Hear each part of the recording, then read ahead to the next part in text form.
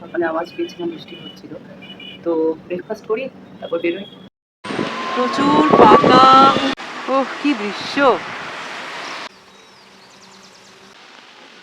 এদিকে ল্যান্ডস্লাইডের মতো অবস্থা দেখছি। আবার টিপটিপ করে বৃষ্টি শুরু হয়ে গেছে, তখন বৃষ্টি পড়ছিল বলে আসিনি।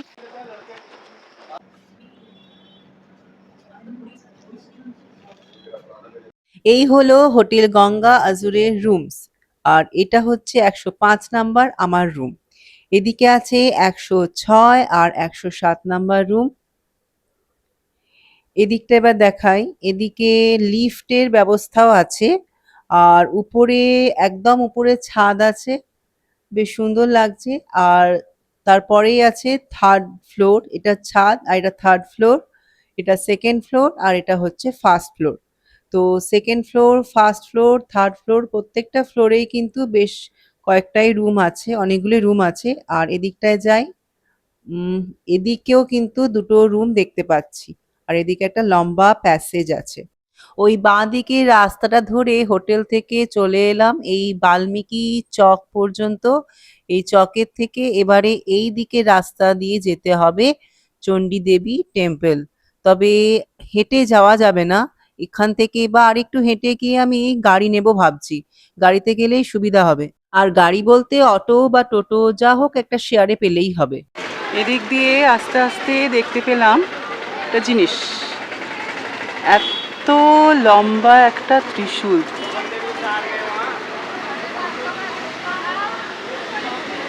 হাঁটতে হাঁটতে চলে এলাম এই গঙ্গা রিভার ব্রিজ, বিড়লা ঘাট, বা এটাকে বলা হয় লালতারা ব্রিজ। তো সেখান দিয়ে হেঁটে আর একটু এগিয়ে যাব, তারপরে অটো বা টোটো ধরবো। আর এদিকে দেখতে পাচ্ছি গঙ্গা নদী, অনেক কিছু ভেসে আসছে দেখতে পাচ্ছি, আছে গাছের ডাল, পাতা। জল একদম মাটি হয়ে আছে এখন। 40 টাকা দিয়ে শেয়ারে একটা ই রিক্সা পেয়েছিলাম, তাতে করে চলে এলাম শ্রী মা চণ্ডী দেবী টেম্পল রোপওয়ের কাছে। দিক দিয়ে এলাম, ওই দূরে বেশ সুন্দর লাগছে দেখতে। রোপওয়েতে যাব আশা করেছি, যদি বন্ধ থাকে দেখি, অন্য কোনো ব্যবস্থা থাকলে দেখব। রোপওয়ে আছে বন্ধ, তো এই রাস্তা দিয়ে দেখি কত দূর হেঁটে হেঁটে যেতে পারি। যদি দেখি খুব খারাপ অবস্থা তাহলে আর যাব না, তবুও দেখি কতটা যাওয়া যেতে পারে। জল কাদা তো হয়েও আছে, বৃষ্টিতে ঝমঝম করে মাঝখানে হচ্ছিল, আর হেঁটে বললো 1-1.5 ঘন্টা লাগবে। দেখা যাক রোড কেমন তার উপর ডিপেন্ড করছে।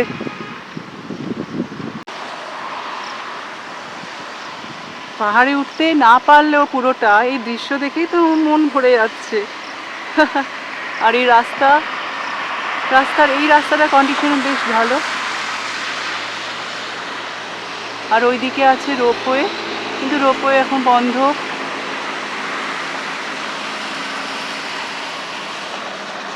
বেশ ভালো লাগছে। আর এদিকে পাথর পড়ে আছে প্রচুর, বেশ কয়েকটা জায়গায় দেখলাম এমনি অনেক পাথর, আর ধসের মতো লাগছিল দেখতে। মানে নিজের রিস্কে হেঁটে যাচ্ছি। অনেকেই যাচ্ছে, সবাই নিজের রিস্কেই যাচ্ছে। লাগছে খুব ভালো, তবে রিস্ক আছে। ওই দূরে আছে মন্দির, আর ওইদিকে রাস্তাটা বন্ধ ছিল, চারদিকে জঙ্গল, আর এদিক দিয়ে যাচ্ছি সরু রাস্তা। এদিকটা প্রচুর আপ আছে, উঠে এলাম। আর ওই দূরে দেখা যাচ্ছে সুন্দর হরিদ্বার শহর আর মেঘ, পাহাড়। দেখি কতদূর যেতে পারি। এই রাস্তা ধরে এলাম, প্রচুর আপ, এদিকেও আছে আপ। এবারে এলাম এদিক দিয়ে। এবার এই যে অবস্থা, এখানের পাথর পড়ে আছে। এবার যাবো এদিকে, আছে কয়েকজন সাথে, যাই। এখানে মাটি পড়ে আছে, এর উপর দিয়ে যেতে হবে। বেশ সুন্দর লাগছে জায়গাটা।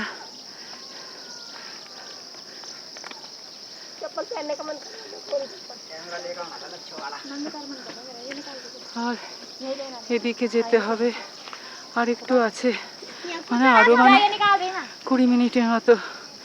এখনই তো হাঁপিয়ে গেছি।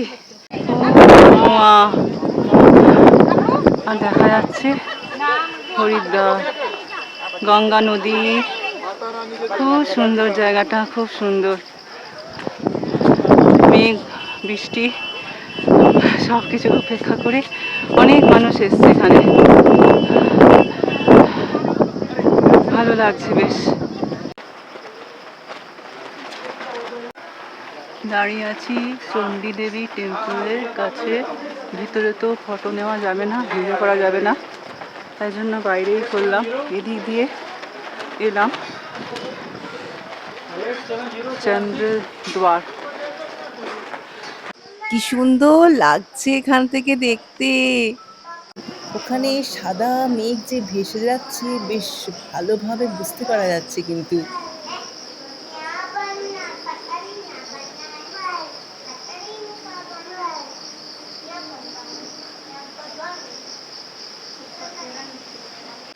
আমি কিন্তু দাঁড়িয়ে আছি মন্দিরের ঠিক পিছন দিকটাতে, আর এখান থেকে সাদা মেঘটা দেখতে কি সুন্দর লাগছে। আমার তো মনে হচ্ছে এখানেই খানিকটা সময় কাটিয়ে দিই। এদিকে আছে চণ্ডী দেবী টেম্পল, এইদিকে জুতো খুললাম, তারপরে এদিকে চলে গেলাম।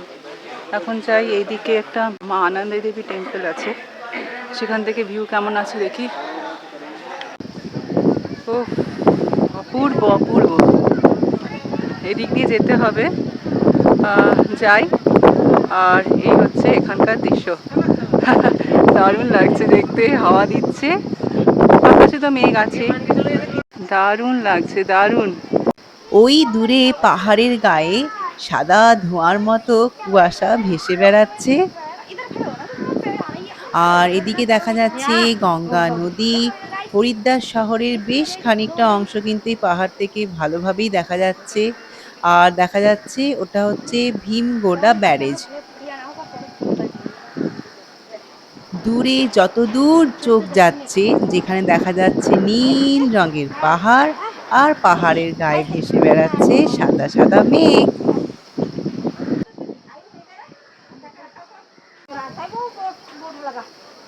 মা চণ্ডী দেবী ক্যান্টিন। আমি আর ওই মন্দিরের দিকে যেতে পারলাম না, দি চা খাচ্ছি এখানেই বসে। এখানে একটা দোকান আছে। আর তার কারণ হলো এই যে সামনে শুরু হয়ে গেছে বৃষ্টি, তাই আর ওই আরেকটা যে মন্দির আছে অঞ্জনী দেবী মন্দির, তো সেখানে যাওয়া হলো না। আর এখানে অনেকগুলো ফুড স্টল আছে। এইদিকে যাওয়া যেত, আরেকটা মন্দির আছে কিন্তু গেলাম না, কারণ বৃষ্টি পড়ছে বলে। আর একটু হাঁটতে হবে, একটু পাহাড়ের উপরের দিকে আছে। এখানে এখন চলছে ভান্ডারা, সবাই প্রসাদ খাচ্ছে। এখন এখনো তো বৃষ্টি পড়ছে টুকটুক, তো দেখি এদিক দিয়ে যেতে হবে। চলে যাবই ভাবছি, আর দাঁড়িয়ে থেকে কি লাভ আছে। 5 মিনিট দাঁড়িয়ে থাকা আর লাভও পেয়ে গেলাম। এই যে এখানে পাথর পড়ে আছে, আর এদিক দিয়েই যাব, সবাই যাচ্ছে, একসাথেই যাই। গোল গোল পাথরগুলো বেশ ভালো লাগছে।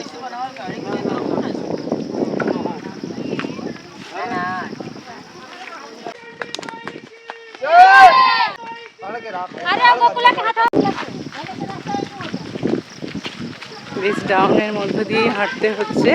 আসার সময় তো প্রচুর আপ লেগেছে, ভাবছিলাম পারবই না, কিন্তু পেরে গেছি। এই যে এত সবাই যাচ্ছে।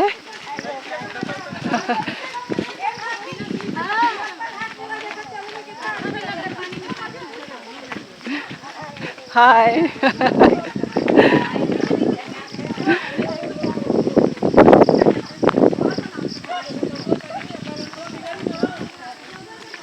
ওয়াও, ও সুন্দর সুন্দর পাথর এখানে রয়েছে, ভালো লাগছে দেখতে বেশ। এই এদিক দিয়ে যাব, এই দিকটা দিয়ে এলাম, ভালো লাগছে বেশ। একা হলেও একা নেই, সবাই সাথে আছে, তাই ভয় নেই। চারদিকে জঙ্গল, তখন দেখা যাচ্ছিল দিকটা, এখন দেখা যাচ্ছে না। এই যে রাস্তা, এভাবে যাচ্ছি। কয়েকজন সামনে এগিয়ে গেছে, পিছনে আসছে সবাই, আমিও যাচ্ছি, ভালোই লাগছে। ফার্স্ট টাইম এরকম এক্সপিরিয়েন্স করলাম একা একা। ওঠার সময় একটু কষ্ট হয়েছিল, প্রচুর কষ্ট হয়েছিল। ফার্স্টে ভেবেছিলাম হয়তো একদম পারবো না, কি করব, কিন্তু এতটা চড়াই ছিল, এতটা চড়াই ছিল, মানে রোপওয়ে বন্ধ হয়ে যাওয়াতে ফার্স্টে ভেবেছিলাম কি করব, আসবো কি আসবো না। তো রাস্তা ফার্স্টে ঠিকই ছিল, কিন্তু হঠাৎ করে এতটা চড়াই, এই যে ডাউনে যাচ্ছি, এটা উঠে আসতে, এদিকে অবশ্য আসিনি, দুটো দিক ছিল, দুটো দিকে ভাগ হয়ে গেছিলো। তো যেদিকে গেছিলাম সেটাতেও চড়াই ছিল প্রচুর। মানে রোপওয়ে ছাড়া এটা করাটা একটু টাফ আছে, একটু টাফ, মানে খুব বেশি টাফ নয়। মানুষ যখন, বাচ্চারা সবাই যখন আসতে পেরেছে, তখন সবাই আসতে পারবে। একটা আলাদাই এক্সপিরিয়েন্স বর্ষার সময়। আর এই পাথরগুলো তো ভীষণ ভালো লাগছে, ভীষণ। এই যে এই হচ্ছে এখানকার রূপ। এটা বোধহয় মাটি না পাথর, মাটি, তাই জন্য এরকম মসৃণ লাগছে। এই রাস্তা দিয়ে দেখছি স্কুটি নিয়ে ওরা বিভিন্ন রকম ফুল বা জল এ সমস্ত নিয়ে আসে।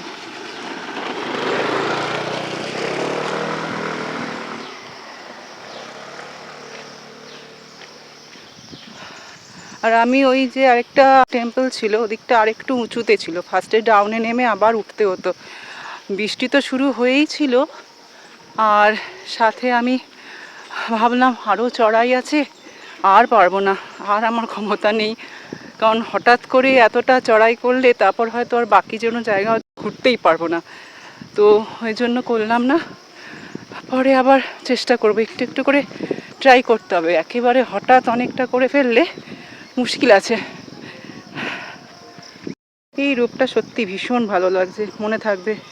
আবার টিপ টিপ করে বৃষ্টি শুরু হয়ে গেছে, তখন বৃষ্টি পড়ছিল বলে আসিনি, দিয়ে তারপর বৃষ্টি যখন থামলো তারপর বেরোলাম। এই যে লেখা আছে কিপ ক্লিন, সত্যি রাস্তা ক্লিন রাখলে কত ভালো লাগে। তো এখন দেখছি আবার গুড়ি গুড়ি বৃষ্টি শুরু হয়েছে, যদিও রেনকোট পরেই আছি আর হাতে ছাতাও আছে। এক আলাদাই এক্সপিরিয়েন্স, আমি যেরকম করতে পারবো এটা ভাবাটাই একটা বড় ব্যাপার। শিকড়টা কেমন হয়, মাটিটাকে আঁকড়ে আছে।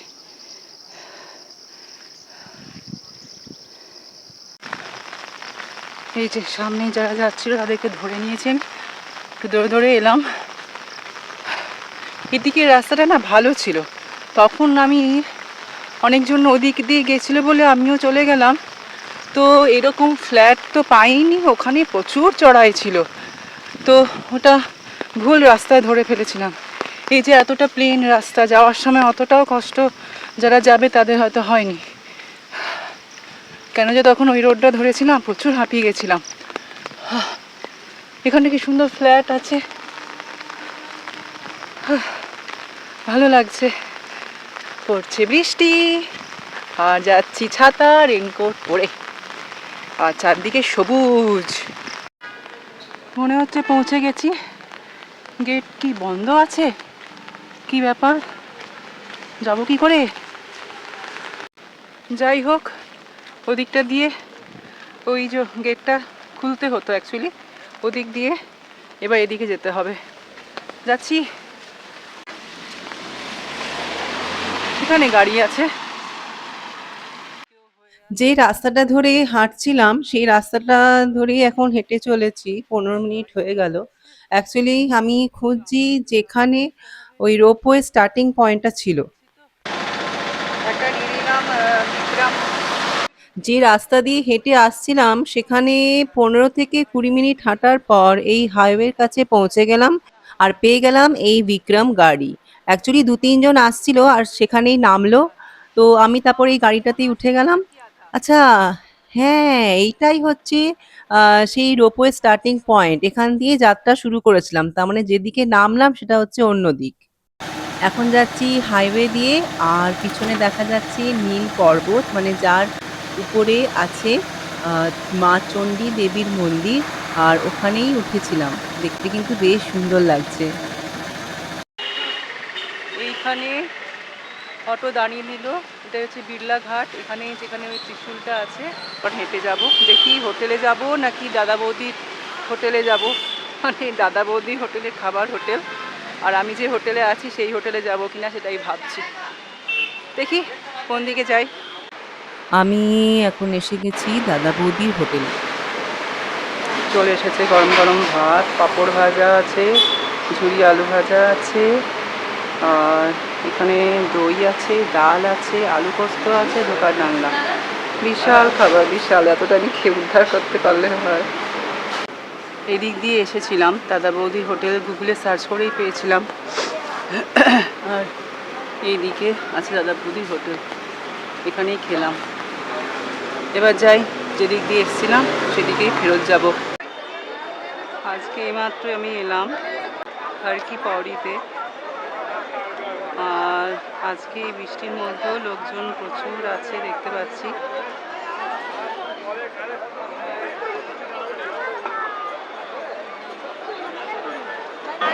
আর এই হলো ধনুষকুল। আজকে দিকটা বন্ধ আছে কেন জানি না। Clock tower.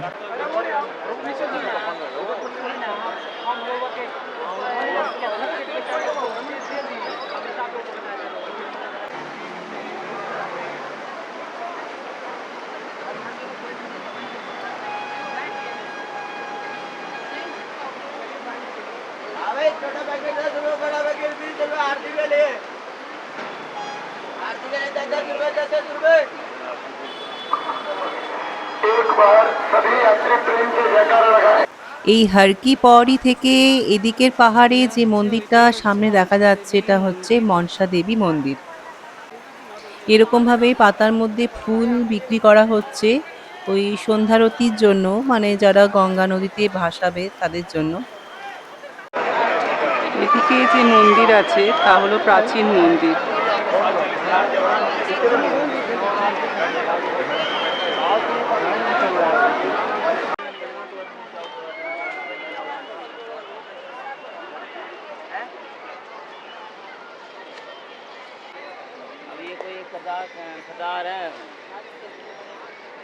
সন্ধ্যারতি শুরু হয়ে গেছে, আর এদিকে আকাশ পুরো ঘন কালো মেঘে ঢেকে আছে। সন্ধ্যের সময় আরো বেশি কালো লাগছে দেখতে। আর এদিকে ধনুষপুরে তো লাইটিং স্টার্ট হয়ে গেছে, কখনো রেড, কখনো পিঙ্ক, কখনো ব্লু, কখনো ইয়েলো। বেশ সুন্দর লাগছে দেখতে ধনুষপুর। আর আজকের দিনটা আমার খুব ভালো কেটেছে। প্রথমেই ঘুম থেকে উঠে ব্রেকফাস্ট সেরে চলে গেছিলাম চণ্ডী দেবী টেম্পল। সেখানে তো খুব ভালো লেগেছে পাহাড়ে উঠে। আর খাওয়া দাওয়া সেরে, মানে লাঞ্চ সেরে চলে এসেছি সন্ধেবেলার দিকে এই হারকি পওরিতে। আর এখানে দাঁড়িয়ে এখন গঙ্গারতি দেখছি, চারদিকটা ভালোভাবে ঘুরে দেখছি। বেশ সুন্দর লাগছে সন্ধেবেলায় দেখতে।